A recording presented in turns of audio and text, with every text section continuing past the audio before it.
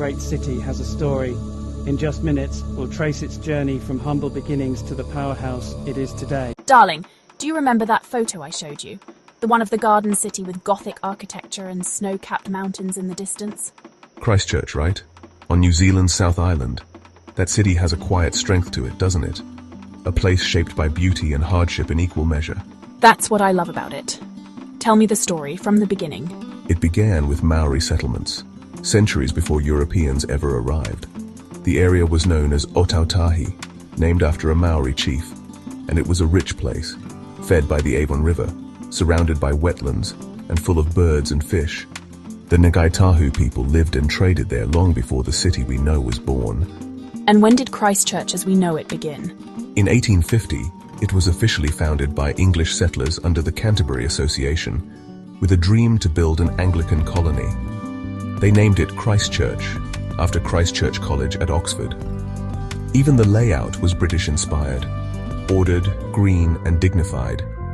So that explains the stone buildings and cathedrals. It's like England in the Pacific. Exactly.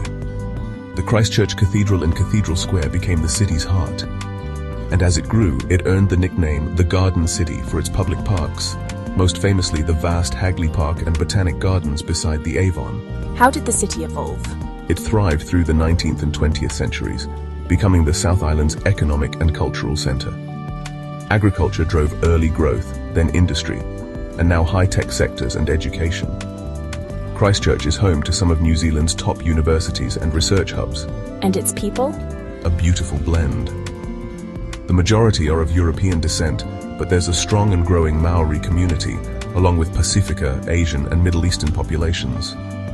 After the earthquakes and recent years of rebuilding, the city has welcomed many new immigrants.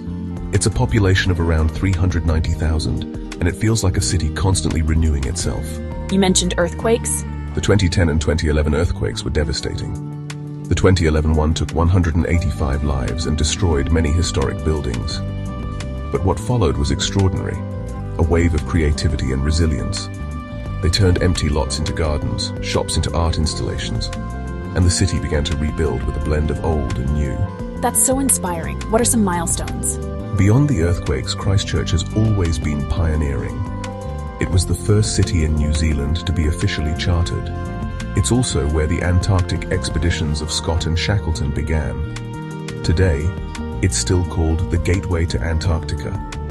It's also been a center for progressive movements like women's suffrage and urban environmentalism. And what would we do there hand in hand? We'd stroll by the Avon River, maybe take a punt ride through the Willows, visit the Canterbury Museum, the stunning cardboard cathedral, or take a day trip to Banks Peninsula. You'd love the Christchurch Art Gallery. It's modern, bold, and filled with stories. And food, my love. Tell me where we'd eat. Oh, so many gems. 27 steps for intimate seasonal dining. Hello Sunday for brunch in a restored old post office. Little High Eatery is a buzzing food court where we could share bites from all over the world. And we'd finish with wine and oysters at Inati. You'd swoon. Rugby reigns supreme here. Crusaders are legendary. But there's also cricket at Hagley Oval, cycling trails, rowing on the Avon, and skiing just outside the city in winter. It's a place where outdoor life and city charm blend seamlessly. So it's a city that's been hurt, but it's healing. A city that holds on to its roots while reaching toward the future. Exactly. Christchurch is gentle yet fierce, scarred yet stunning. And if we ever go, I know we'd find peace in its parks, wonder in its history, and joy in its quiet resilience. Let's go someday, love.